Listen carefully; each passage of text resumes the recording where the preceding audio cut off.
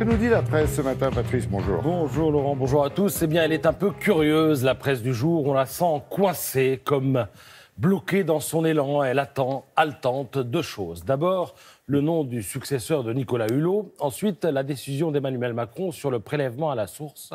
Deux sujets qui l'occupent depuis une semaine et qui éclipsent quasiment tout le reste. Deux sujets sur lesquels la presse tartine à qui mieux, mais deux sujets sur lesquels elle a tout dit. Donc, elle attend, et je dirais même qu'elle s'impatiente. La une du Parisien ressemble à une injonction. Maintenant, il faut trancher, ordonne le journal, comme s'il lui revenait de donner l'ordre du jour. Pour en avoir été le plus éminent des locataires, Emmanuel Macron connaît les charmes, mais aussi les failles de Bercy. Donc, sur l'impôt à la source, eh bien, il doute. En revanche, je lis dans le Parisien qu'il connaît déjà le nom du successeur de Hulot. Et comme Emmanuel Macron n'est jamais en retard d'une trouvaille en matière de communication, il n'est pas à exclure qu'il se serve d'une décision pour éclipser l'autre. On peut donc s'attendre à ce qu'il annonce sa décision sur les deux dossiers aujourd'hui. Mais en attendant, eh bien, la presse s'ennuie et pour nous faire patienter, eh bien, elle se pique de nous changer les idées. Regardez le mur des unes, c'est un peu l'auberge espagnole de l'info. On y consomme ce que chacun y apporte. Les Échos tirent des plans sur la comète de notre pouvoir d'achat. L'humanité s'en prend au pouvoir des lobbies. Le Figaro s'affole de l'emprise de Google sur le monde numérique. Le Monde veut sauver la planète et La Croix rapporte qu'un Français sur 5 est tatoué entre deux salves politiciennes. La presse fait donc dans l'éclectisme.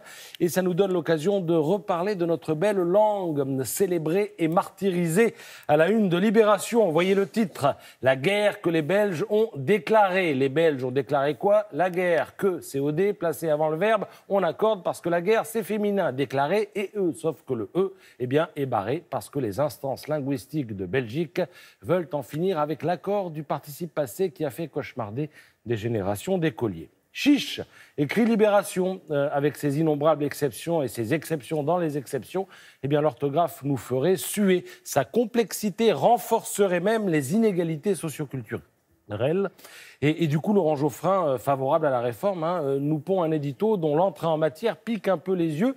La réforme que la Belgique a annoncée, il manque un E, regardez le texte, il change la langue des Français sans les avoir consultés, il manque un S. Les occasions que la France a déjà manquées, il manque E. S, 3 phrases, 3 fautes en ce début d'article, se félicite Geoffrin qui reconnaît que l'accord du participe passé est un monument bien français, à l'égal des escargots à l'ail, des ponts du printemps et des rosettes de la Légion d'honneur, mais que ce n'est pas une raison pour ne pas lui faire la peau. Alors également pour Bernard Pivot, même s'il ne se voit pas lire Proust dans cette nouvelle écriture, Pivot demande simplement que la réforme soit préalablement validée par l'Académie française. Et ça tombe bien, parce qu'un académicien, on en a un sous la main, Jean-Marie Rouard. Alors lui, il n'aime pas du tout l'idée. Il considère que la langue française est un chef-d'œuvre intouchable et que la signification que cette réforme serait le reflet de la décadence de la langue française. Alors de toute façon, demain, on n'écrira plus. Il semble que l'avenir soit à l'oralité. Télérama note que le concours d'éloquence est très en vogue, que ces concours se multiplient et que, dans cette période de rentrée, eh bien, il nous revient qu'il y aura bientôt un grand oral au bac. Passionnant papier de Marc Belpois sur les initiatives pédagogiques destinées à libérer et à magnifier la parole. Après tout, demain, c'est souvent en parlant que les enfants d'aujourd'hui exerceront leur métier. Merci beaucoup, Patrice.